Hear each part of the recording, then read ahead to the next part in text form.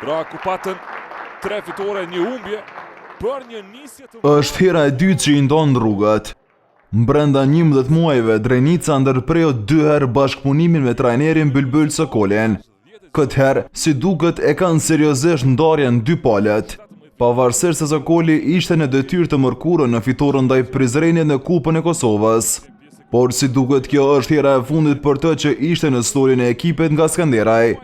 Megjithatë, duket se Superliga është bërë katrahur gjatë këtij sezoni, sa i përket ndrimeve të trajnerëve nga ekipet kosovare.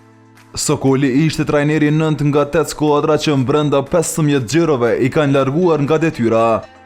Para ti, bashkëpunimin e ndërpreu Prishtina me Arsim Thaçin, vendin e të cilit e zuri afrim të Verlani. Muaji nëntor ishte i begat për largime, madje po të njëjtën ditë 24 nëntorin. Fatin e njëjtë e kishte edhe Shpëtim Babaj, ndonse dha ndërheqje nga posti i trajnerit e Prishtina e re. Madje kjo fundit e mbroi trajnerin e tretë për këtë stinor, Qendrim Kidën. E vetëm 5 ditë ishte dallimi me Orges Shehin, me të cilin Ballkani ndërpreu gjithashtu bashkëpunimin. Skuadra nga Suareka e gjeti menjëherë zëvendësimin duke vendosur në stol për Hertopani timonier të huaj, kroati Mislav Karoglan.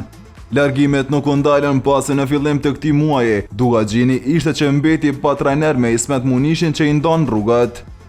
Kurse tetori ishte më i zbehtë, pasi vetëm Ali Shiva përfundoi punën me Çatip Osmanin. E në shtator edhe pse fillimi i kampionatit 3 ekipe kosovare nuk vazhduan më tutje me 3 trajnerë. Skuadra që e nisi ishte Prishtina e re duke humbur durimin që herët me Elon Berishën. Kurse vazhdoi Ferizaj me Arsim Abazin dhe Gjilani me Ardian Uhion.